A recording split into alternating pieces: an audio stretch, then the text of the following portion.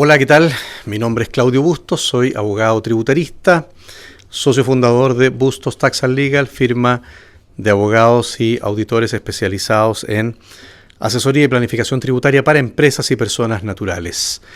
Vamos a hablar hoy día de herencia, o más bien de los efectos tributarios o las inquietudes que plantea la herencia desde el punto de vista tributario.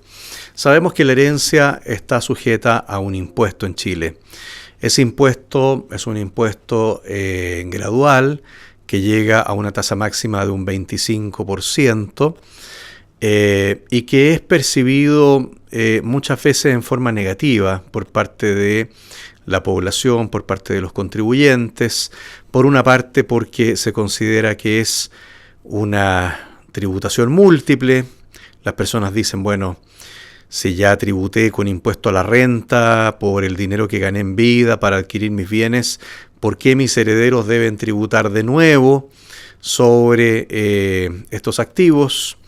Bueno, técnicamente hay respuestas para eso, hay razones, son sujetos tributarios distintos, son hechos gravados distintos, pero desde un punto de vista económico es verdad que se está tributando varias veces respecto de los mismos activos o de los mismos bienes o de las mismas rentas.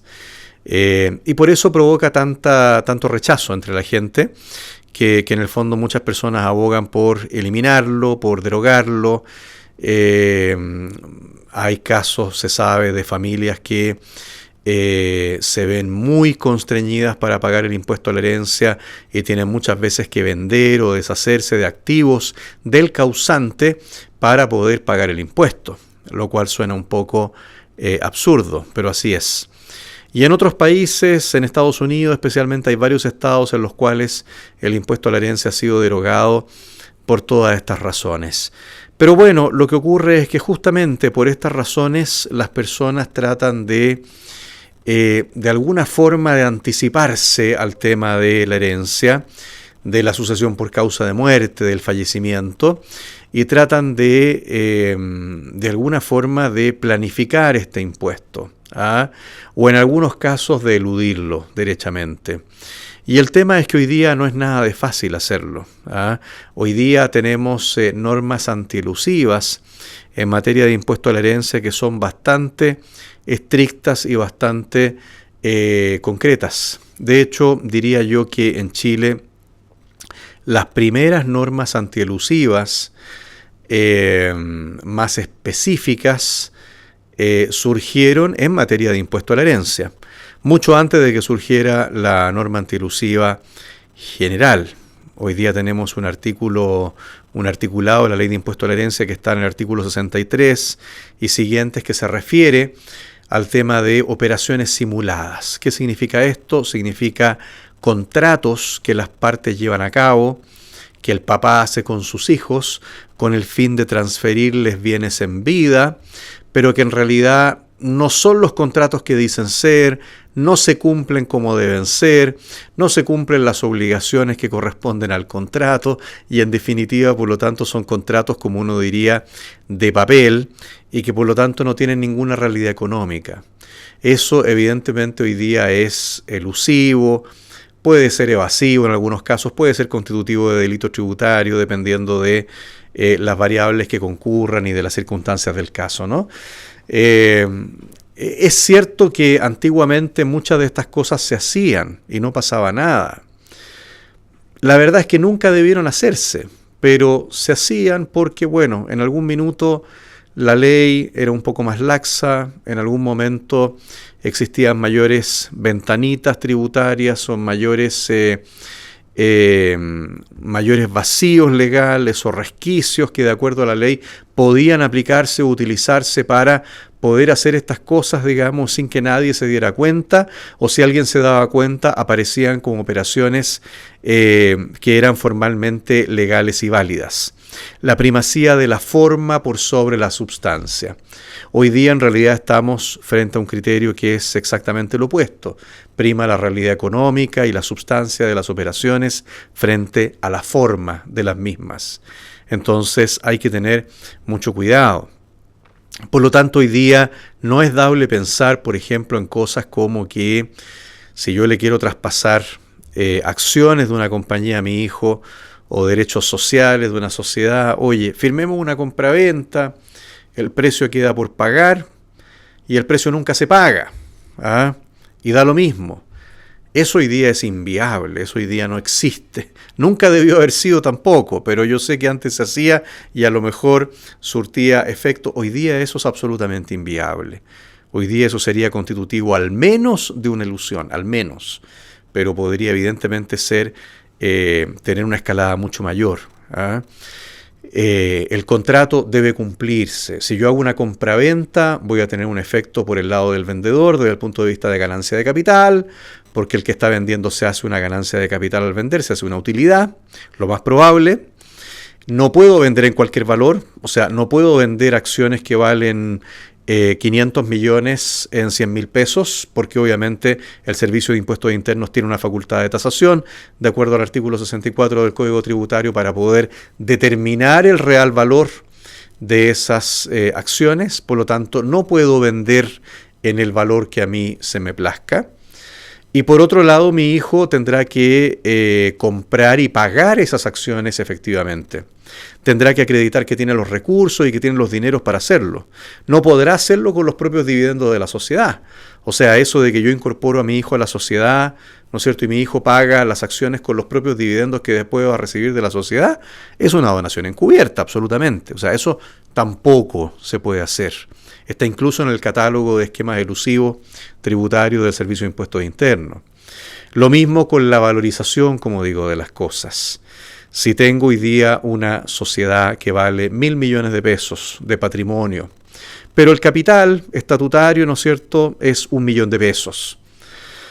1 millón de pesos. Yo no puedo incorporar a mi hijo, ¿no es cierto?, con 300.000 pesos de capital y decir que tiene un 30% de la compañía. O sea, eso sería absurdo.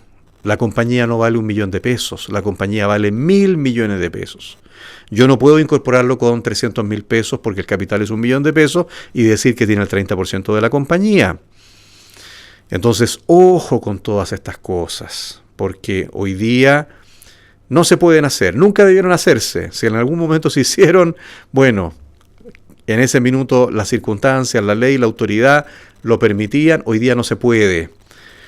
Les leo parte de lo que dice el artículo 63 del Código Tributario. Dice, el Servicio de Impuestos Internos podrá investigar si las obligaciones impuestas a las partes por cualquier contrato son efectivas, si realmente dichas obligaciones se han cumplido, o si lo que una parte da en virtud de un contrato oneroso guarda proporción con el precio corriente en plaza a la fecha del contrato, de lo que recibe a cambio.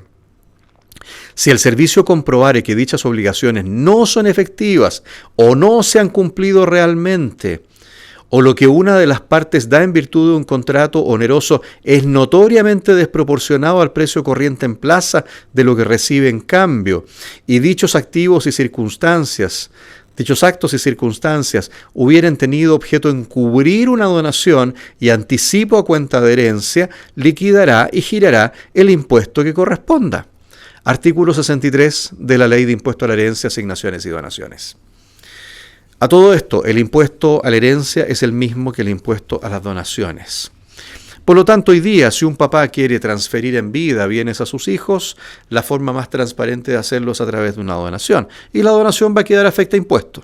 Ahora, hay distintas formas también de hacer la donación que podrán implicar un mayor o un menor beneficio tributario. Eso es cierto, pero está afecta a impuestos. Salvo hay hoy día un cierto tipo de donaciones con un cierto límite de monto de dinero, de las rentas tributables de los padres, que quedan exentas de impuestos cuando son donaciones en dinero de los padres a los hijos, de acuerdo a las últimas reformas legales, sí, eso es efectivo, pero por regla general las donaciones que los padres hagan a los hijos van a estar afectas a impuestos. ¿Qué pasa con los seguros de vida? La gente también solía utilizar muchísimo los seguros de vida como un mecanismo de planificación hereditaria. El papá contrataba un seguro de vida, ¿no es cierto?, incorporaba ese seguro de vida mediante el pago de la prima gran parte de su patrimonio, y luego a los hijos esa plata les llegaba por la vía del pago de la indemnización del seguro de vida cuando el padre fallecía. Esa indemnización del seguro de vida, de acuerdo al artículo 17 de la Ley de Impuesto a la Renta, hasta el día de hoy, es ingreso no renta, no tributa. Y ocurría que tampoco estaba sujeta a impuesto a la herencia, porque en definitiva era dinero que había salido del patrimonio del padre y por lo tanto se le pagaba como indemnización a los hijos, no estaba afecta a impuesto a la herencia. Pues bien, eso cambió en el año 2022. En el año 2022, la ley 21.420 modificó esa circunstancia y estableció que los seguros de vida, las indemnizaciones por seguro de vida para los hijos cuando se muere el asegurado están sujetas a impuesto a la herencia. No pagan impuesto a la renta. La parte que corresponde a seguro de vida por la muerte del asegurado no paga impuesto a la renta, pero sí paga impuesto a la herencia cuando se muere el asegurado. Por lo tanto, hoy día afecta impuesto. Es que era una cosa también que en muchas situaciones llegaba a límites de abuso, porque habían personas que incorporaban gran parte de su patrimonio en seguros de vida, incluso los contrataban internacionalmente, es decir, los seguros de vida ni siquiera se contrataban en Chile, le pagaban a compañías de seguro internacionales para efectos de contratar estos seguros, pero aún así hay un impuesto que no pagaban, en muchos casos, porque cuando usted paga una prima de seguro a una compañía de seguro de vida internacional, usted tiene que pagar un impuesto que se llama el impuesto adicional, que es el impuesto que grava en Chile a los pagos efectuados a empresas o personas domiciliadas en el exterior. Y ese impuesto adicional, en el caso de los seguros de vida, es de un 22%. De una tasa de 22%. Y estas personas muchas veces pagaban esos seguros de vida sin ni siquiera tributar ese impuesto. A veces ni siquiera los pagaban de su bolsillo como persona natural, los sacaban de una compañía en un paraíso fiscal, ¿no es cierto? Y pagaban. Entonces, realmente eran situaciones que podían darse que eran muy, muy al borde de lo razonable, al límite de lo aceptable, y por lo tanto la ley tuvo que corregir esta situación y establecer entonces que estos seguros de vida sí quedan afectos a impuesto a la herencia al momento de ser recibida la indemnización por parte de los hijos del asegurado que fallece. Otra situación es la de los trusts. Bueno, hoy día hay muchas personas, las personas que han sacado patrimonio de Chile, que se han ido de Chile o que tienen patrimonio en el exterior, han contratado trusts que son irrevocables y en el fondo ahí el patrimonio sale del constituyente, sale del ámbito de esfera patrimonial del constituyente y queda en manos de lo que se llama un trustee. El trustee no es más que el administrador, que normalmente es una compañía, una entidad que se dedica a esto en el exterior, que administra ese patrimonio y que tiene la carga o obligación de entregar todo o parte de ese patrimonio a ciertos beneficiarios cuando fallezca el constituyente, el settlor. Y esos beneficiarios son normalmente los herederos o hijos del settlor, del constituyente del trust. Entonces, es un fenómeno, una figura jurídica que en Chile no existe, no está regulada. Y al respecto, el Servicio de Impuestos Internos ha dicho, bueno, simplemente cuando las personas beneficiarias de ese trust empiecen a recibir los beneficios del trust, van a tener que pagar impuesto a la renta. No lo ha gravado con impuesto a la herencia. En opinión del Servicio de Impuestos Internos, el patrimonio que queda en el trust no queda gravado con impuesto a la herencia, en el trust irrevocable al menos. ¿Por qué razón? Porque salió del patrimonio del settlor, salió del patrimonio del constituyente del trust, que es el contribuyente chileno. Ya no es parte de su patrimonio. Jurídicamente, de acuerdo a las reglas del trust, es parte del patrimonio del trustee. Y el trustee simplemente tiene una carga de entregar los beneficios de ese trust posteriormente a los beneficiarios del settlor, a los herederos o beneficiarios del constituyente del trust. Por lo tanto, Impuestos Internos ha dicho, bueno, esos beneficiarios, en la medida que perciban esos beneficios, van a tributar impuesto a la renta sobre ellos. ¿ah? Eso es lo que ha concluido el Servicio de Impuestos Internos respecto a los trusts. Y hoy día hay muchas personas que los tienen en el exterior, sobre todo, como digo, las personas que se han organizado con patrimonios en el exterior y han llevado patrimonios al exterior. Bueno, mis amigos, eso es lo que les puedo contar por el momento sobre tema de impuesto a la herencia, planificación hereditaria. Evidentemente, si alguno de ustedes necesita asesorarse en estas materias, aquí estamos, Bustos Tax and Legal, firma especializada en asesoría y planificación tributaria para empresas y personas naturales. Soy Claudio Bustos, abogado socio fundador de esta firma, y me despido hasta una próxima oportunidad. Muchas gracias.